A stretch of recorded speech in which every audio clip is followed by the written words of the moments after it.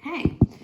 My poor baby, said Bradley's mother as she wrapped her massive arms around him. He had stopped crying shortly after he ran away from Melinda, but he started again when he saw his mother. They beat me up and they threw me in the mud, he sobbed.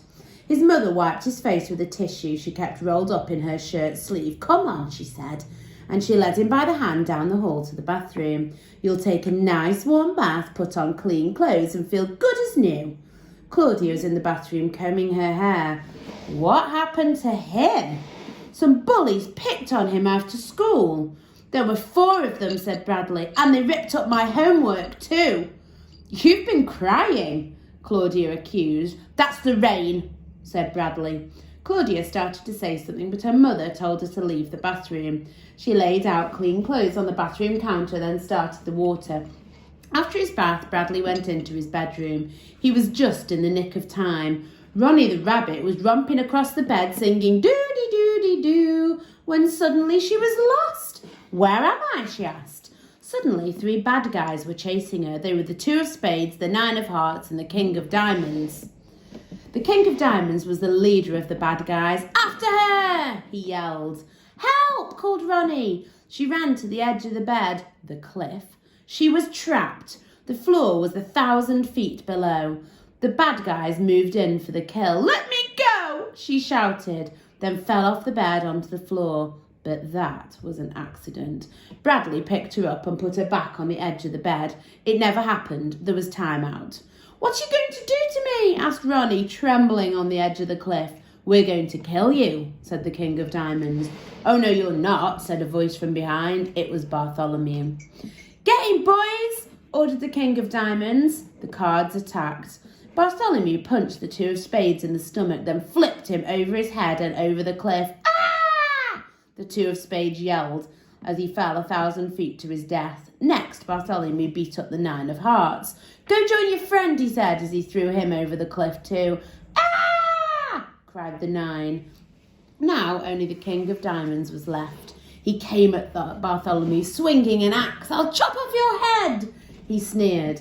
Bartholomew ducked, then kicked the axe out of the king's hand and punched his face in. He threw the king over the cliff too. Ronnie ran to Bartholomew. You saved my life, she said. I know, said Bartholomew. They kissed. Claudia walked into the room. Mum's making cookies because you got beat up, she said. Ooh, you're going to have a black eye. I didn't get beat up, Bradley declared. I beat them up. I gave one kid 2 black eyes and another boy 3 black eyes. You can't give somebody 3 black eyes, said Claudia. Shut up, said Bradley, or I'll give you 4 black eyes. Claudia shrugged and left his room. Bradley got up from his bed and went into the kitchen where his mother was making chocolate chip cookies. She let him lick the spoon. I want to know the names of the boys who did this to you, she said. I'm going to call your school principal. Bradley thought for a moment. I don't know all their names, he said. Don't be afraid to tell me, said his mother. They won't hurt you any more. Bradley thought a moment. Jeff Fishkin, he declared. He was the leader of the gang. I'll call the school first thing in the morning, said his mother. Good, said Bradley. I hope he gets in trouble. I hate him.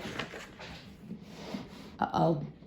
Chapter 16. Bradley walked slowly, holding his hand over his eye so nobody would see it. His mother would have let him stay home from school, but his father said he had to go. He's scared, his mother had said. Some bullies have been terrorising him.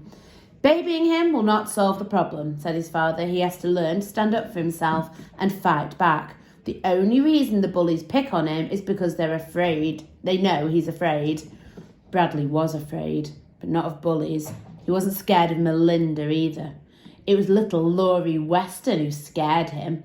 He could picture her standing in the middle of the playground with her big mouth shouting for the whole school to hear. Melinda, bitch, beat up Bradley Chalkers and made him cry. Cautiously, he walked across the schoolyard, hand over eye, and entered Mrs. Ebble's class. He sat down, last seat, last row. Jeff's chair was empty. Good, he thought, still covering his eye. He probably got kicked out of school. Out of his uncovered eye, he looked at the chart full of gold stars on the wall next to him.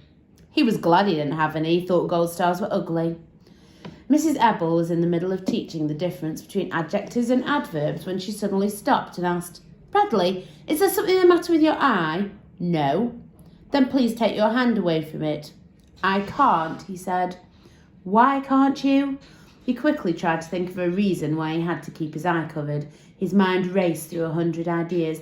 "My hand's stuck," he said.